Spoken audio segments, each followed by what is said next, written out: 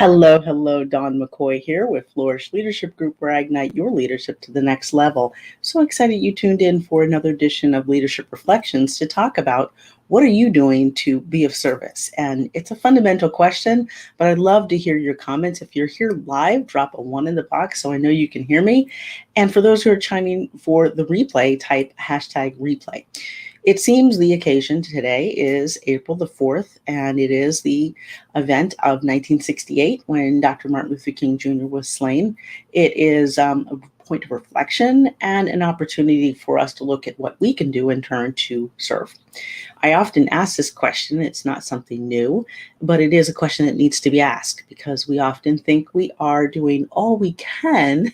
In fact, there's so much more that we could be doing, in particular in service. So how are we serving people? What are we doing to serve?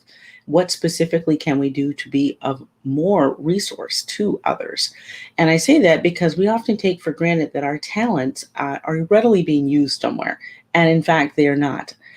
They are ways that we can be helpful to others in our service, in just being able to be uplifting. In some of my prior leadership reflections, I've talked about being a mentor, a resource, an advocate. Most importantly, because we need more now more than ever, we need mentors for people who are rising in their leadership positions, people who can be advocates and resources to them with information, learning the tricks of the trade. What we have to be thinking of doing now as we look at this time of looking back on service, it's not about what you can do to say, I need to be all things, or what you need to do to say you are going to be a resource in all these areas. Pick one specific area where you can be a resource, specifically in your area of interest, your niche, your expertise, whatever it may be. Think about how you can be readily available to serve others. Now, this is a fundamental question we all get asked, how we can serve, do more in our communities, our faith-based groups. I talk about it till the cows come home. I have a 7-step fundamental process I talk about with community engagement, but it really is up to each of us. It's incumbent upon each of us to think about how we can do more by being involved in one specific area. Mine is leadership. What's yours? Drop that in the comments. I'd love to hear. But also to see if you are thinking about how you can share that out with those in your sphere of influence. Specifically, as I mentioned, in those ways, but also looking historically at how we have had people who have panned out from that civil rights movement who have been active in various ways, whether or not it was those who were right in and around Dr. King, his advocates, allies, his confidants, but also people who subsequently in years after that were able to be instrumental in various areas, affirmative action, civil rights movement, post-civil rights, and the women's rights movement, other movements that have happened since then. And currently we're in several different types of movements. That's a talk for another day. But it's important that we think about how we can be resourceful and thoughtful in writing out these changes and not just looking to one leader. I've talked on that recently, actually, about how we don't need to wait for just one leader to be the one.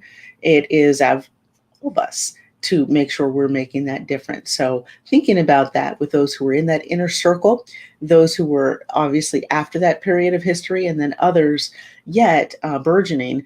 We have obviously some carryover, for example, in Congress, where there are members who are serving.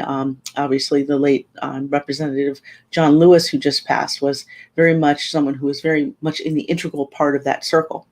And then you have some of the younger generation of leaders who are coming along now as well, who are taking on that challenge and opportunity to be leaders, community advocates, resource. And so thinking about how we can do that, I will leave in the comment box here and later information for you to take away. I'm posting things on this occasion of April 4th. I don't know if any of you have read Michael Eric Dyson's book. He wrote probably better part about a decade ago about the events of that day, and obviously what transpired in the decades to follow in the civil rights movement in particular, but also moving into more contemporary periods. There have been other books and resources written, but if I can leave one thing with you today, that is to think about what you will do to be of service with the end in mind, thinking about what your legacy will be, how you will be able to be a resource for those to come, as you've seen, obviously, from this generation of areas where I've outlined. And more importantly, for us to think about leadership as a continuum. It's what I love and have a passion for, talking about how we can develop, cultivate, and nurture better leaders. But more importantly, how we can individually think about what our talents, our niche, and our expertise are.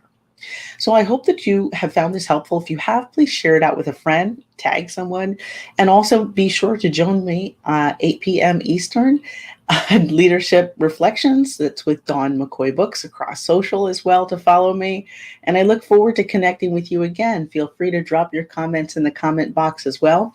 And I will be, as I mentioned, dropping into the comment later a link for an update quote reference today for the occasion of Dr. King. And until we meet again, have a great week. Be enlightened, be enriched, be empowered. Take care now.